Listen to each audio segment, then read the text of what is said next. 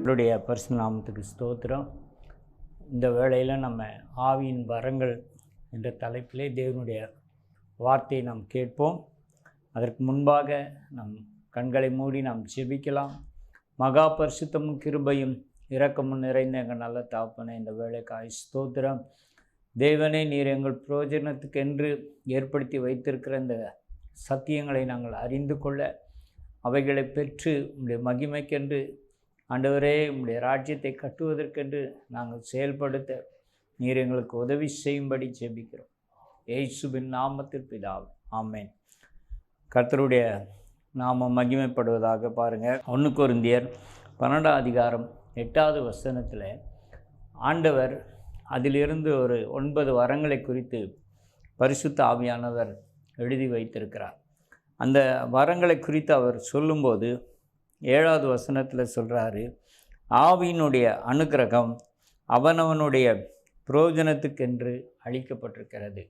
நம்முடைய ஆவிக்குரிய வாழ்க்கையில் நம்ம வளருவதற்கும் ஆண்டவரை மகிமைப்படுத்துவதற்கும் ஆண்டவருடைய ஊழியத்தை நாம் நிறைவேற்றுவதற்கும் இந்த பரிசுத்த ஆவியின் வரங்கள் நமக்காக ஆண்டவர் ஏற்படுத்தி வைத்திருக்கிறார்.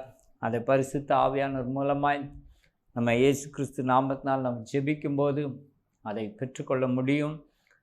முதலாவது ஆவியின் வரங்கள் என்று வரங்களை குறித்து நாம் பார்க்கும்போது முதல் வரம் இப்படி எழுதப்பட்டிருக்குது. 1 கொரிந்தியர் 12:8 எப்படி எனில், ஒருவனுக்கு ஆவியினாலே ஞானத்தை போதிக்கும் வசனமும். பரிசுத்த ஆவியினாலே ஞானத்தை போதிக்கிற வசனம். இந்த உலகத்தில் 2 விதமான ஞானம் இருக்குது. தேவனுடைய ஞானம், உலக ஞானம். தேவனுடைய ஞானத்தை பரிசுத்த ஆவியானவர் நமக்கு கொடுத்து இந்த வசனத்தை போதிக்கும், அதாவது நல்ல ஒரு டீச்சராக, பிரசங்கியராக ஆண்டவர் நம்மளை கொண்டு போவதற்கு இந்த வரத்தை வைத்திருக்கிறார். கர்த்தருக்கு ஸ்தோத்திரம். இதே காரியங்களை குறித்து நம்ம பிரசங்கிக்கிற விஷயத்தில் 2 விதமான காரியம் உண்டு.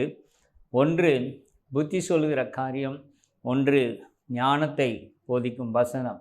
இந்த புத்தி சொல்லுகிறவர்கள் என்ன சொல்லுவாங்கன்னா, தாவீது கர்த்தருக்கு பயந்து இருந்தார், நாமும் பயந்து இருந்தால் கர்த்தர் நம்மை ஆசீர்வதிப்பார். இயேசு கிறிஸ்துவினிடத்தில் நீ ஒப்பு கொடுத்து மனம் திரும்பி பாவத்தை அறிக்கையிட்டால் அவர் ரட்சிப்பார். அந்த காரியங்களை குறித்து சொல்வது புத்தி சொல்லுகிற காரியம். ஆனால் ரட்சிப்பு என்றால் என்ன? ரட்சிப்பை எப்படி தேவன் நமக்கு கொடுக்கிறார், எதற்காக கொடுக்கிறார், அதை எப்படி காத்து கொள்வது, அதன் பலன் என்ன என்பதெல்லாம் வெளிப்படுத்தி சொல்லுகிற காரியம்தான் ஞானத்தை போதிக்கிற வசனம்.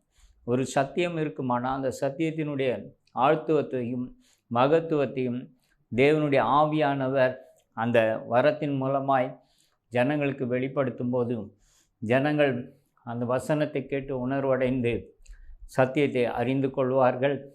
கர்த்தருடைய நாமம் மகிமைப்படும். அல்லேலூயா. பாருங்கள், அதற்காகத்தான் பிரதானமான இந்த வரம் கொடுக்கப்பட்டிருக்கிறது. இந்த ஞானம் என்று சொல்லும்போது நமக்கெல்லாம் தெரியும். சங்கீதம் 111:10 வாசிக்கும்போது நம்ம என்ன செய்கிறோம்? கர்த்தருக்கு பயப்படுகிற பயமே ஞானத்தின் ஆரம்பம்.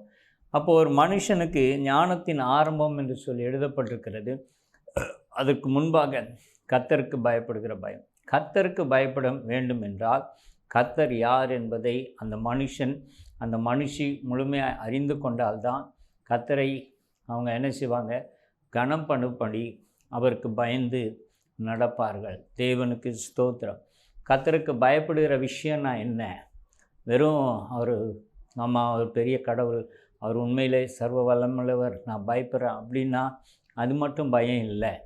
அவர் என்னென்ன வார்த்தைகளெல்லாம் சொல்லியிருக்கிறாரோ அந்த வார்த்தையின்படியெல்லாம் நம்ம நடக்கும்போது தான் அவருக்கு பயப்படுகிறோம் என்று அர்த்தம். தேவனுக்கு மகிமை உண்டாகட்டும். அப்போது இந்த சத்திய வசனத்தை ஆழமாகவும் அதில் உள்ள மகிமையான காரியங்களையும் நாம் அறிந்து கொள்ளவும் புரிந்து கொள்ளவும், அந்த சத்தியத்தில் வளரவும், மற்றவர்களுக்கு அந்த வசனங்களை எடுத்து போதிக்கவும் தேவன் இந்த ஞானத்தை போதிக்கும் வசனத்தை ஆண்டவர் வரமாக வைத்திருக்கிறார். கர்த்தருக்கு ஸ்தோத்திரம். இந்த வசனம், இந்த வரம் பார்த்திங்கன்னா ஆண்டவர் எல்லாருக்கும் பொதுவாக வைத்திருக்கிறார். கேட்கிற எவனும் பெற்றுக்கொள்கிறான் என்று சொல்லி வார்த்தை சொல்கிறது.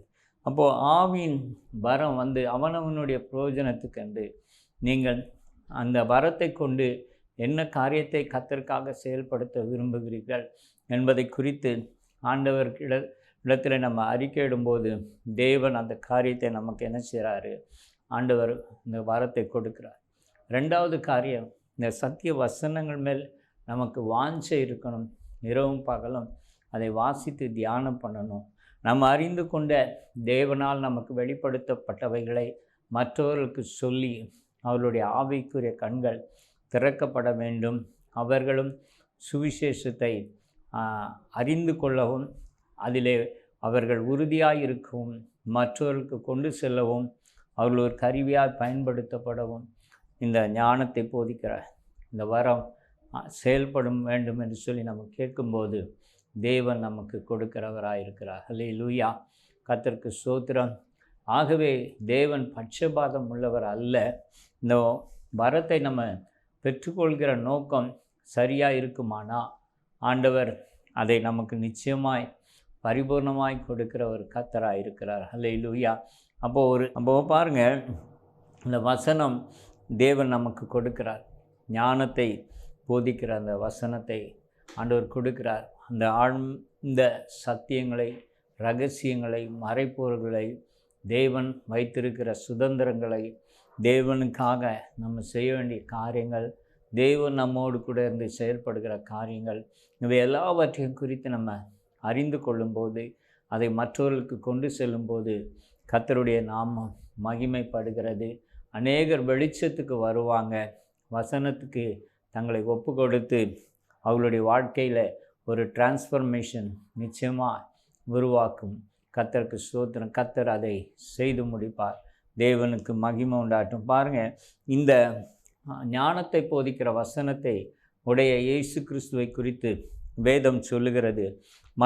மார்க் எழுதின சுவிசேஷம் 6வது அதிகாரம் 2வது வசனம். பாருங்கள், அவருடைய வாழ்க்கையில் எவ்வளவு பேருக்கு இந்த வரமானது மிகுந்த பிரயோஜனத்தை கொண்டு வந்திருக்குது என்று இந்த வசனம் சொல்லுகிறது. மார்க்கு சுவிசேஷம் 6வது அதிகாரம் 2வது வசனம். ஓய்வு நாள் ஆனபோது ஜெப ஆலயத்தில் உபதேசம் பண்ண தொடங்கினார். அநேகர் கேட்டு ஆச்சரியப்பட்டு. பாருங்கள், அவர் உபதேசம் பண்ண தொடங்கினார். அநேகர் கேட்டு ஆச்சரியப்பட்டாங்க. இப்படியெல்லாம் இருக்குதா?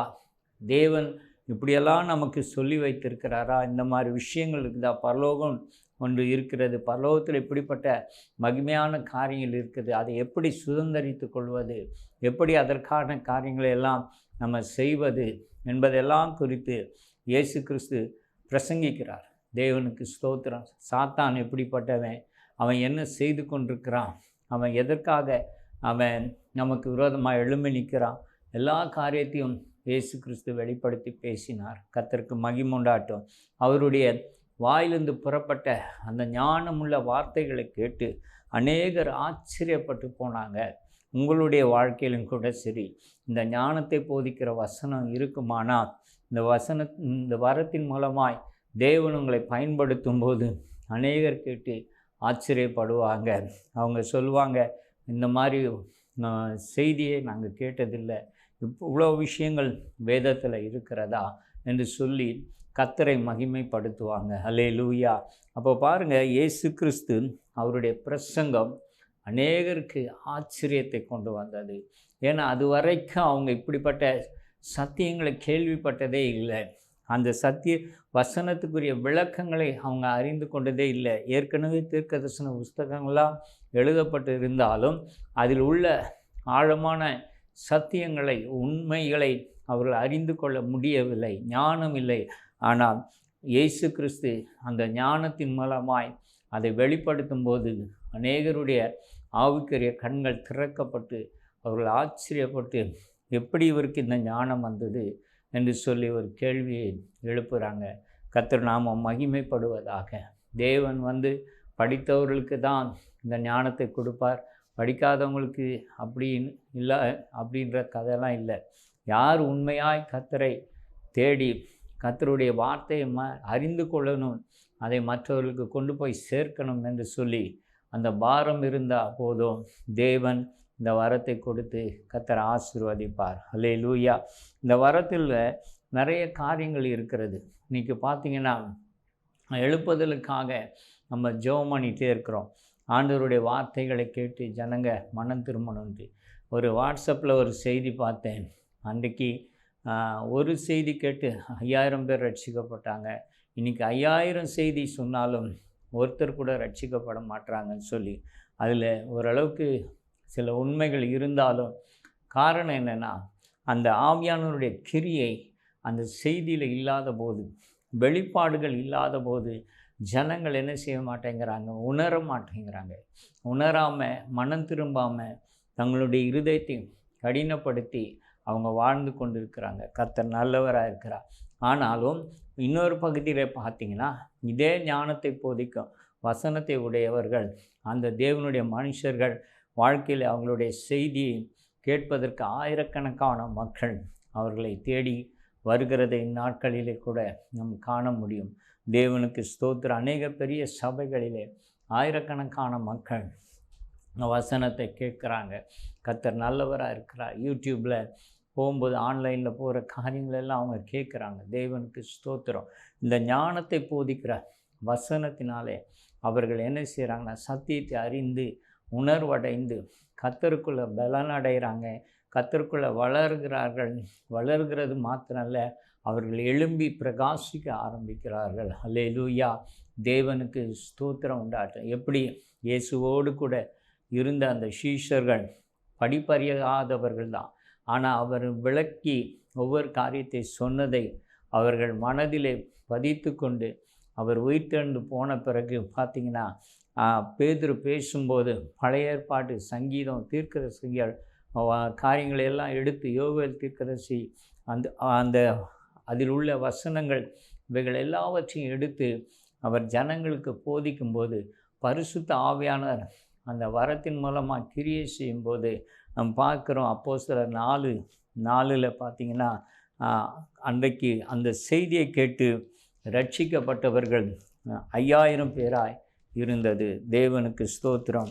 ஒரு படிப்பறிவில்லாத ஒரு தேவனுடைய மனுஷன், இயேசு கிறிஸ்துவோடு கூட நடந்தவர்கள், இயேசு கிறிஸ்து சொன்ன அந்த உபதேசங்கள் தனிப்பட்ட முறையில் அவர்களுக்கு போதகம் பண்ணினார். சீஷர்களோடு கூட தனித்து இருக்கும்போது போதகம் பண்ணினார். போதகம் பண்ணினதை வைத்து ஆவியானவர் அவர்கள் மனதிலே அந்த வசனங்களை எழுதி வைத்து, இயேசு கிறிஸ்து உயிர்த்தெழுந்து எடுத்துக்கொள்ளப்பட்ட பிறகு அவர்களிலிருந்து பரிசுத்த ஆவியானவர் செயல்பட ஆரம்பித்தார். அல்லேலூயா.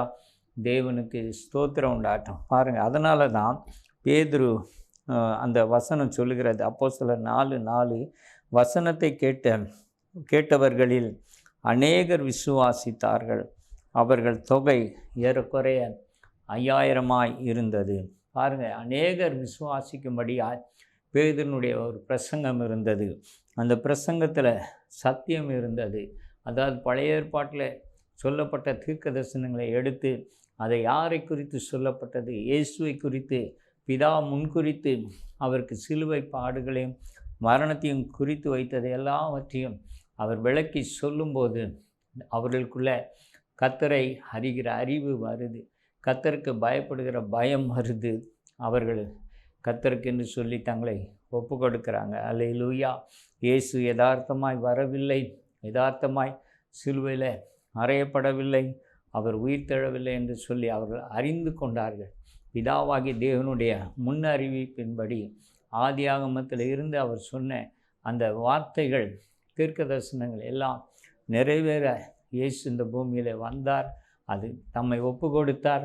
அந்த தீர்க்க தரிசனங்கள்லாம் நிறைவேறிட்டு அவரே தேவனுடைய குமாரன் என்று சொல்லி அவங்க அழுத்தம் திருத்தமாக பேசும்போது, அவரே கிறிஸ்து, நீங்கள் எதிர்பார்த்த மேசியா அவரே, நீங்கள் எதிர்பார்த்த கிறிஸ்து அவரே என்று சொல்லி அவர்களுக்கு அவர் விளக்கமாய் பேசின போது அந்த வேத வசனங்கள், அந்த சத்தியங்கள், ஆவியானவர் அவர்களுக்கு ஞானத்தை கொடுத்தார். அல்லேலூயா.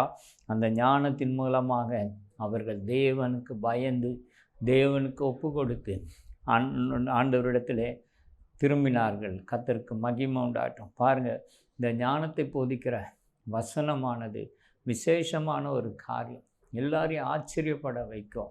தேவனுக்கு மகிமை. ஒரு ஊழியக்காரர், ஒரு பாஸ்டர் ஒருத்தர் ஆந்திராவில் இருக்கிறாங்க. அவங்களுக்கு தெரிஞ்ச ஒரு ஊழியக்காரர் அந்த பகுதியில் போய் ஊழியம் செய்தபோது அவங்க வந்து சாட்சி சொன்னாங்க, இந்த மாதிரியெல்லாம் நாங்கள் வசனத்தை கேள்விப்பட்டதே இல்லை, எங்களுக்கு இப்படி போதிக்கிற ஆட்களை நான் பார்த்ததே இல்லைன்னு சொல்லி அவர் ஆச்சரியப்பட்டு சாட்சி சொல்லுவார். தேவனுக்கு ஸ்தோத்திரம் உண்டாட்டும். காரணம் என்னென்னா, அந்த ஞானத்தை போதிக்கிற வசனம் அந்த ஊழியக்கார் பிரசங்கியார் மூலமாய் வெளிப்பட்டதுனால அவர்கள் ஆச்சரியப்படும்படியாக, எப்போ அந்த ஊழியக்கார் அந்த பகுதிக்கு வருவார், வசனத்தை கேட்கலாம். ஈவன் தோ பார்த்திங்கன்னா ஊழியர்கள் கூட அதிகமாய் அந்த ஊழியக்காருடைய பிரசங்கத்தை கேட்கும்படி வர ஆரம்பித்தாங்க. கர்த்தருக்கு மகிமை உண்டாகட்டும். இதெல்லாம் நடக்கிறதுனுடைய ரகசியம் என்ன? இந்த ஞானத்தை போதிக்கிற வசனம், வேத வாக்கியங்களை விளக்கமாய் தெளிவாய், எந்த ஒரு குழப்பம் இல்லாமல், எந்த ஒரு குறை இல்லாமல் நிறைவாய் இந்த வேத வசனங்களை எடுத்து ஒரு சப்ஜெக்ட் எடுத்து பேசினா, ஒரு வசனத்தை எடுத்து பேசினா, அதில் உள்ள மகத்துவங்களை எல்லாம் அழகாக மற்றவர்கள் புரிந்து கொள்ளும்படியாக அதை போதிக்கிற கிருபை பெற்றவர்களாக இருப்பாங்க. அல்லேலூயா. தேவனுக்கு ஸ்தோத்திரம். இந்த வசனம் மற்றவர்களை ஆச்சரியப்பட வைக்கிறது மாத்திரம் இல்லை, மற்றவர்களை கர்த்தருக்கு பயப்படுகிற பயத்தை அவர்களுடைய வாழ்க்கையிலே கொண்டு வரும். பரிசுத்தம்னா என்ன? பரிசுத்தத்தை எப்படி பெற்றுக்கொள்வது? பரிசுத்தத்தை யார் கொடுப்பார்? அந்த பரிசுத்தத்தை காத்துக்கொள்வது எப்படி? பரிசுத்தமாக இருக்கிறதுனால என்ன பலன்? அப்படியெல்லாம் அறிந்து கொள்ளும்போது தான் அந்த பரிசுத்தத்தை குறித்த ஒரு உணர்வு நமக்குள்ளே வரும். அல்லேலூயா. பொதுவாக பரிசுத்தமாக இருங்கன்னு சொல்கிறது நல்ல விஷயந்தான். ஆனால் அந்த பரிசுத்தம்னா என்னன்னு தெரியாமல் பரிசுத்தமாக எப்படி இருக்க முடியும்? தேவனுக்கு ஸ்தோத்திரம். அந்த பரிசுத்தம் யாரிடத்திலிருந்து வரும் என்பதை தெரியாமல் எப்படி பரிசுத்தமாக இருக்க முடியும்? எப்படி அந்த பரிசுத்தத்தில் நிலைத்திருப்பதுன்னு தெரியாமல் எப்படி நிலைத்திருக்க முடியும்? எப்படி வளருவது என்று தெரியாமல் எப்படி வளர முடியும்? அல்லேலூயா. அதனுடைய பலன் என்ன என்பதை தெரியாமல் எப்படி அந்த பரிசுத்தத்தை நாம் நேசிக்க முடியும், வாஞ்சிக்க முடியும்? ஆகவே தான் இந்த ஞானத்தை போதிக்கிற வசனம் நமக்குள்ளே இருக்குமானா, இந்த வரம் கிரியை செய்யுமானா, ஒவ்வொருவருக்கும், அவங்க சின்னவங்களாக இருக்கட்டும், படிப்பறியாதவங்களாக இருக்கட்டும், பெரிய படிப்பு படித்தவங்களாக கூட இருக்கட்டும், கர்த்தருக்கு ஸ்தோத்திரம். பாருங்கள், தாமஸ் ராஜா ஐயா ஆவடியில் ஊழியம் செஞ்ச ஒரு பெரிய தேவனுடைய மனுஷன். அவங்க சொல்லுவாங்க, சனிக்கிழமையே போய் ஒரு இடத்துல தனித்திருந்து முகங்குப்புற விழுந்து அழுது, ஆண்டவரே, எங்கள் சபைக்கு என்னை விட நிறைய படித்தவங்கெல்லாம் வர்றாங்க, பெரிய பெரிய அறிவாளிகள்லாம் வர்றாங்க ஆண்டவரே, அவங்கெல்லாம் உடைய வசனத்தை அறிந்து கொள்ளணும், நான் படிப்பறிவு இல்லாதவன், நீங்கள் தான் எனக்கு உதவி செய்யணும் சொல்லி அழுது ஜெபம் பண்ணி அவங்க அந்த செய்தியை கொண்டு போகும்போது அநேகருக்கு அது பிரயோஜனமாக இருந்தது. ஆயிரக்கணக்கான ஜனங்கள் அவர்கள் செய்தியை கேட்டு உணர்வடைந்தாங்க. கர்த்தரை அறிகிற அறிவிலே அவர்கள் கர்த்தருக்கு பிரயோஜனமுள்ள ஒரு பாத்திரமாய் இன்றைக்கும் ஜீவித்து கொண்டிருக்கிறாங்க. அல்லேலூயா. தேவனுக்கு ஸ்தோத்திரம் உண்டாட்டும். அப்போது நம்ம இந்த வரத்தினுடைய மகிமையை அறிந்து கொள்ள வேண்டும். இந்த வரத்தை பெற்றுக்கொள்கின்ற வாஞ்ச வேண்டும். இந்த வரத்தை இன்னும் அதிகமாக கர்த்தர் அதில் மகிமையாய் வெளிப்பட வேண்டும் என்று நம்ம அதற்காக காத்திருந்து ஜெபிப்போமானா, இந்த வேதத்துக்கு நம்ம முக்கியத்துவம் கொடுப்போமானா, ஆண்டவர் நம்முடைய வாழ்க்கையிலையும் நம்மை கொண்டும் அநேகர் ஆச்சரியப்படும்படியாக, அநேகர் அறியாத சத்தியங்களை, நாம் அறியாத சத்தியங்களையெல்லாம் அறிந்து கொள்ளும்படி ஆண்டவர் கிருபை பாராட்டுவார். அல்லேலூயா. அப்படி ஆண்டவர் கிருபை பாராட்டும் போது இயேசுவினுடைய அன்பையும் சிலுவையின் பாடுகளையும் அதில் உள்ள ரகசியங்களையும் அறிந்து கொள்ளும்போது அநேகர் கர்த்தரிடமாய் திரும்புவார்கள். அவருடைய பாடுகளை குறித்து நம்ம விளக்கமாக சொல்லுவோமானா ஆண்டவருடைய நாமம் மகிமைப்படும். அப்போ எவ்வளவு அன்பு கூர்ந்திருக்கிறார் என்பதை ஜனங்களால் அறிந்து கொள்ள முடியும். அவர்கள் விசுவாசிப்பார்கள். அவர்கள் இயேசு கிறிஸ்துவுக்குள் நிலைத்திருப்பாங்க. அல்லேலூயா. அவர் சிலுவையிலே நமக்காக பாடுபட்டார்னு சொல்கிறது நல்ல விஷயந்தான். என்ன விதமாய் பாடுபட்டார், எப்படியெல்லாம் அவர் நொறுக்கப்பட்டார், அதனுடைய ஆவிக்குரிய ரகசியங்கள் என்ன என்பதையெல்லாம் நம்ம வெளிப்படுத்தி பேசுவோமானா அந்த பாடுகளுக்கு பின்பாக இருந்து செயல்பட்டது எது, இந்த பிசாசனுடைய காரியங்கள் என்பதையெல்லாம் நம்ம சொல்லி கொடுக்கும்போது அவங்க சத்தியத்தில் வளருவார்கள். இயேசுவின் அன்பையும் பிதாவினுடைய அன்பையும் அவர்கள் அதிகமாய் அறிந்து கொள்ள இந்த விளக்கங்கள் அவருக்கு நிச்சயமாய் தேவையாக இருக்கிறது. இந்த மறைப்பொருள்கள், இந்த ரகசியங்களை கொண்டு போய் சேர்க்க வேண்டியது நமக்கு ஒரு பெரிய கடமையாக இருக்கிறது. கர்த்தருக்கு ஸ்தோத்திரம் உண்டாகட்டும். அல்லேலூயா. தேவனுக்கு மகிமை உண்டாகட்டும். கர்த்தர் அதற்காகத்தான் இந்த வரத்தை வைத்திருக்கிறார். இந்த வேதத்தில் மறைந்துள்ள மகிமையான காரியங்களை, ஆழமான சத்தியங்களை ஆவியானவர் உதவியோடு கூட ஜனங்களுக்கு கொண்டு போய் சேர்க்கும்போது அவர்கள் ஆச்சரியப்பட்டு அவர்கள் ஆவிக்குரிய கண்கள் பிரகாசமுள்ளவர்களாய் மாறி அவர்கள் இயேசுவின் பக்கமாய் அவர்கள் வருவார்கள். தேவனுக்கு ஸ்தோத்திரம் உண்டாகட்டும். பாருங்கள், இந்த வசனம், இந்த வரம் இருந்ததுனால ஒரு பட்டணத்தையே அது புரட்டி போட்டது. அந்த வரத்தில் இருந்து செயல்பட்ட பரிசுத்த ஆவியினுடைய வல்லமை எப்படிப்பட்ட மக்களையும் அது மாற்றி அமைக்க கூடியதாய் இருந்தது. நம்ம பாருங்கள், யோனா தீர்க்கதரிசியின் புஸ்தகம் 3ஆம் அதிகாரம் 4வது வசனத்தில் இவ்வாறாக சொல்லப்பட்டிருக்குது. ஒரு சில நேரங்களிலே ஒன்றுக்கு மேற்பட்ட வரங்கள் செயல்படுவதை நாம் பார்க்க முடியும். தேவனுக்கு மகிமை. அப்படியாகத்தான் யோனா போய் அங்கே தீர்க்கதரிசனம் சொல்லுகிறார். இன்னும் 40 நாட்களிலே இந்த பட்டணம் அழிக்கப்பட்டு போகும் என்று சொல்கிறார். பாருங்கள், நான் வாசிக்கிறேன். யோனா நகரத்தில் பிரவேசித்து ஒரு நாள் பிரயாணம் பண்ணி இன்னும் 40 நாட்கள் உண்டு. அப்பொழுது நினிவே கவிழ்க்கப்பட்டு போம் என்று கூறினார். தீர்க்கதரிசனமாய் அவர் இந்த வார்த்தையை சொல்லுகிறார். தேவனுக்கு ஸ்தோத்திரம் உண்டாகட்டும். 40 நாள் என்று சொல்லி குறித்து தீர்க்கதரிசனமாய் அவர் சொன்னாலும் அந்த தீர்க்கதரிசனத்தின் மூலமாய் ஜனங்க மனம் திரும்பல அறிந்து கொண்டார்கள்.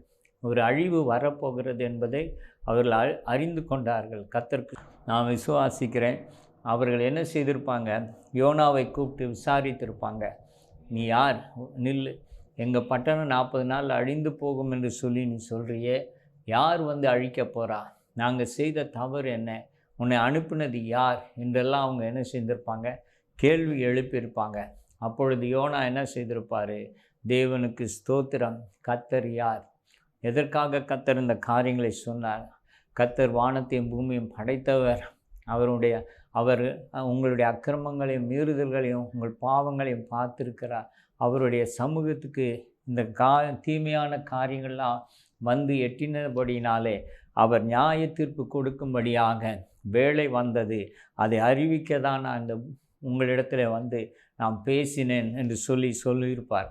அப்போ அவங்க என்ன சொல்லியிருப்பாங்க? அப்போ எங்களை அழிக்காதபடிக்கு அவர் கைக்கு எங்களை தப்புவிக்கிறதுக்கு, நாங்கள் தப்பித்து கொள்வதற்கு எங்களுக்கு ஏதாவது ஒரு வழி சொல்லுங்களேன் அப்படின்னு சொல்லி கேட்டிருப்பாங்க.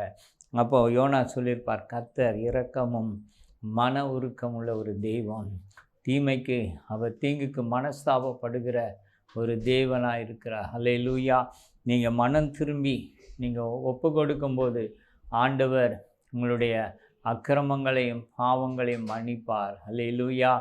தேவனுக்கு ஸ்தோத்திரம். இப்படி சத்தியத்தை, ஞானத்தை, தேவன் யார் என்பதை விளக்கி, தேவனுக்கு ஏன் பயப்பட வேண்டும், என்ன காரியத்தை நம்ம செய்யும்போது கர்த்தர் மனதுருகி நம்முடைய பாவத்துக்கு தக்கதான தண்டனையை கொடுக்காம ஆண்டவர் மன்னிப்பை கொடுப்பார் என்றெல்லாம் யோனா விளக்கி சொல்லியிருப்பார். அதை குறித்து தான் இயேசு சொன்னார். மத்தேயு எழுதின சுவிசேஷம் 12வது அதிகாரம் 41வது வசனத்தில் இவ்வாறாக அவர் சொல்லுகிறார். பாருங்களேன், யோனாவின் பிரசங்கத்தை கேட்டு நினிவே பட்டணத்தார் மனம் திரும்பினார்கள். பாருங்கள், யோனா சொன்ன தீர்க்க தரிசனத்தை கேட்டு என்று சொல்லி இயேசு சொல்லலை. தீர்க்க தரிசனம் எச்சரிக்கப்பட்டது. தேவனுடைய வார்த்தை தான் அது எச்சரிப்புக்காக சொல்லப்பட்டது. இத்தனை நாட்கள் என்று சொல்லி குறிப்பிட்டு சொல்லப்பட்டிருக்குது. கர்த்தருக்கு ஸ்தோத்திரம். ஆனாலும் அவர்கள் யோனாவினுடைய பிரசங்கத்தை கேட்டு அந்த நினிவே பட்டணத்தார் என்ன செய்தாங்க? மனம் திரும்பினார்கள். எவ்வளோ பாவம் செஞ்சிருந்தா, எவ்வளோ அக்கிரமம் செஞ்சிருந்தா, எப்படி சோதம் குமாராவுடைய பட்டணத்தினுடைய அக்கிரமம் தேவ சமூகத்துக்கு எட்டினதோ அதே போல தான் நினிவே பட்டணத்தினுடைய பாவம், அந்த அக்கிரமம் தேவனுடைய சமூகத்துக்கு எட்டினதுனால தான் தேவன் யோனா தீர்க்கதரிசியை அனுப்பி அந்த பட்டினத்தாரை எச்சரிக்கிறார். கர்த்தருக்கு ஸ்தோத்திரம். அவர்கள் சத்தியத்தை கேட்டு ஞானம் அடைந்து கர்த்தருக்கு தங்களை ஒப்பு கொடுத்து மனம் திரும்பி உபவாசித்து தேவனுடைய முகத்தை தேடின போது ஆண்டவர் சொன்ன அந்த தீங்கை செய்யாமல் ஆண்டவர் மனமிறங்கி அவர்களுக்கு மன்னிப்பை கொடுத்தார். அல்லேலூயா. ஏறக்குறைய 1,20,000 பேருக்கு மேலே அங்கே ரட்சிக்கப்பட்டாங்க. அந்த நாட்களிலே அவர்கள் தங்கள் பாவங்களை உணர்ந்து அதை அறிக்கையிட்டு மனம் திரும்பினாங்க. தேவனிடத்தில் இரக்கம் பெற்றாங்க. ஒரு பெரிய எழுப்புதலை ஆண்டவர் யோனாவினுடைய ஒரு பிரசங்கத்தின் மூலமாய் அந்த பட்டணத்தையே மாற்றி போட்டார். அந்த வசனம், ஞானத்தை போதிக்கும் வசனமாகிய வரம் அந்த பட்டணத்தை அப்படியே புரட்டி போட்டது. அவர்கள் தங்கள் பாவங்களை எல்லாவற்றையும் உணர்ந்து அறிக்கையிடவும் உண்மையாய் மனம் திரும்பி கர்த்தருக்கு பயப்படவும், அது முதல் நான் விசுவாசிக்கிறேன், அவங்க கர்த்தரை தெய்வமாக ஏற்றுக்கொண்டு கர்த்தருடைய வழிகளிலே நடந்திருப்பாங்க. நீதியும் நியாயத்தையும் செய்திருப்பாங்க. அநியாயம் அக்கிரமம் செய்யாமல் இருந்திருப்பாங்க. கர்த்தருக்கு மகிமை உண்டாட்டும். பாருங்கள், எவ்வளோ பெரிய ஒரு எழுப்புதல். ஒரு பிரசங்கம் 1,20,000 பேருக்கு மேலே ரட்சிப்புக்குள்ளே கொண்டு வந்தது. முதலாவது அவர்களுக்குள்ளே ஒரு மனம் திரும்புதலை கொண்டு வந்தது. அவங்க எவ்வளோ துணிகரமான பாவம் செய்து அக்கிரமம் செய்து தேவனுடைய கோபத்துக்கு ஆளான அந்த சூழ்நிலையில் இந்த ஒரு பிரசங்கம் அவர்களை அப்படியே மாற்றி அமைத்தது. கர்த்தருக்கே மகிமை உண்டாட்டும். அல்லேலூயா. பரிசுத்த ஆவியானுடைய வல்லமை இந்த வரத்தின் மூலமாய் செயல்பட்டதுனாலே ஒவ்வொருடைய இருதயம் குத்தப்பட்டு அந்த பாவத்தை குறித்து உணர்வடைந்து பாருங்கள், மாறாக அவர்கள் யோனாவுக்கு எதிர்த்து நிற்கவில்லை, யோனாவை கொலை செய்யவில்லை. யோனாவினுடைய வார்த்தைகளை கேட்டு அந்த பிரசங்கத்தை கேட்டு ஆவியானவர் செயல்பட்டதை அவர்களுடைய வாழ்க்கையிலே நாம் காண முடிந்தது. அல்லேலூயா. தேவனுக்கு ஸ்தோத்திரம். தங்கள் பாவங்களை இச்சைகளையெல்லாம் விட்டு அவர்கள் உபவாசித்து மனம் திரும்பினாங்க. அப்போ பாருங்கள், அது வரைக்கும் அவங்களுக்கு உபவாசன்றது என்னன்னு தெரிந்திருக்கிறதுக்கு வாய்ப்பு இருந்திருக்குமா என்னன்னு தெரியல. கர்த்தர் நல்லவராக இருக்கிறார். யோனா சொல்லி கொடுத்துருக்கிறார், நீ உன்னை தாழ்த்து, முற்றிலுமாய் ஒப்பு கொடுத்து நீ தாழ்த்து, மிருகங்கள் சிறு பிள்ளைகள் எல்லாம் உபவாசம் பண்ணி அங்கே தேவனுக்கு முன்பாக ஒப்பு கொடுத்து, ராஜா முதல் கொண்டு இந்த காரியத்தை கேள்விப்பட்டு ஒப்பு கொடுத்ததுனாலே தேவனும் மனம் இறங்கினார். அல்லேலூயா. ஒரு பட்டணத்தையே ஒரு பிரசங்கத்தை வைத்து பரிசுத்த ஆவியானவர் மாற்றி அமைப்பாரானால் இந்த கடைசி கால நாட்களிலும் இயேசுனுடைய வருகைக்கு அப்படிப்பட்ட ஒரு எழுப்புதலுக்கு தேவன் நம்மை ஆயத்தப்படுத்துவாராக. இந்த வரம் நமக்குள்ளே இருக்கும்போது நான் விசுவாசிக்கிறேன், இனி வருகிற காலங்களிலே ஆயிரக்கணக்கான லட்சக்கணக்கான மக்கள் ஒரு செய்தியின் மூலமாய் ரட்சிக்கப்படுவார்கள். அல்லேலூயா. அன்றைக்கு செயல்பட்ட பரிசுத்த ஆவியானவர் இன்றைக்கும் அதே வல்லமையோடு கிருபையோடு கூட செயல்படுவாராக. இயேசுவினுடைய நாமம் மகிமைப்படும்படி ஆவியானவர் பலத்த ஒரு எழுப்புதலை தேசங்களிலே கொண்டு வரும்படியாய் இந்த செய்தி மூலமாக, ஞானத்தை போதிக்கும் வசனத்தின் மூலம், வரத்தின் மூலமாய் ஆவியானவர் பலமாய் கிரியை செய்து பட்டணங்களை, தேசங்களை ஆண்டவர் மாற்றி அமைப்பார். ஒரு டிரான்ஸ்ஃபர்மேஷன் தேசங்களுக்குள்ளே வரும், பட்டணங்களுக்குள்ளே வரும். படித்த மனிதர்கள், பெரிய பெரிய பலவான்கள், செல்வந்தர்கள், ஆளுகையில் இருக்கிறவங்க, அதிகாரிகள் மனம் திரும்பும்படி ஆவியானவர் பலத்த கிரியையை இந்த வரத்தின் மூலமாய் செய்வார். நான் விசுவாசிக்கிறேன். அல்லேலூயா. ஆகவே இந்த கடைசி நாட்களில் இந்த வரத்தை நாம் பெற்றுக்கொள்ளும் போது, தேவனுக்கு மகிமையாய் நம்ம இதை செயல்படுத்தும் போது ஆவியானவர் நமக்குள்ளே இருந்து அநேகருடைய வாழ்க்கையை மாற்றி அமைப்பார். நாம் இதற்காக முழுமையாக ஒப்பு கொடுக்கும்போது ஆண்டவர் நமக்கு உதவி செய்வார். இந்த வசனத்தின்படி வாழ நம்மை முதலாவது ஒப்பு கொடுக்கணும். அந்த எந்த ஒரு அசுத்தமோ, எந்த விதமான தேவனுக்கு பிரியமில்லாத சிந்தனைகளோ, செயல்களோ, வார்த்தைகளோ நம்ம வாயிலிருந்து வரக்கூடாது. நம்ம எந்த அளவுக்கு அர்ப்பணிக்கிறோமோ அந்த அளவுக்கு பரிசுத்த ஆவியானவர் இந்த வரத்தின் மூலமாய் செயல்படுவார். கர்த்தருடைய நாமம் மகிமைப்படும், கர்த்தருடைய ராஜ்யம் கட்டப்படும். நம் கண்களை மூடி ஜெபிக்கலாம். மகா பரிசுத்தமுள்ள தேவனே, உடைய கிருபையுள்ள வார்த்தைகளுக்காய் ஸ்தோத்திரம். ஞானத்தை போதிக்கிற இந்த வரத்தை கர்த்தர் எங்களுக்கு கொடுத்து, வசனத்தை கொடுத்து நீர் ஆசீர்வதிக்கணும். யோனாவை கொண்டு ஒரு எழுப்புதலை நீர் கொண்டு வந்தது போல, பேதுருவை கொண்டு ஆதி அப்போஸ்தலர்களை கொண்டு வந்தது போல எங்களுடைய வாழ்க்கையில் ஆண்டவரே உங்களுடைய வருகைக்கென்று சொல்லி ஒரு எழுப்புதலை ஆண்டவரே இந்த வரத்தின் மூலமாய் நீர் செயல்பட்டு நீர் கொண்டு வரும்படி நாங்கள் ஜெபிக்கிறோம் அப்பா. நீர் அப்படி செய்வீர் ஆண்டவரே. ஆண்டவரே, இந்த செய்தி கேட்ட ஒவ்வொருடைய வாழ்க்கையிலும் ஒரு விடுதலை, சமாதானம், சந்தோஷம் வரட்டும்ப்பா. அடையாளங்கள், அற்புதங்கள் நடக்கட்டும். பிசாசின் கிரியைகள் இயேசுவின் நாமத்தில் அழிக்கப்படட்டும். வியாதிகள், பலவீனங்கள் நீங்கி சுகம் உண்டாகட்டும். ஒவ்வொருடைய தேவைகள் சந்திக்கப்பட, ஆசீர்வதிக்கப்பட நாங்கள் ஜெபிக்கிறோம். இயேசு கிறிஸ்து நாமத்தில் பிதாவே, ஆமென்.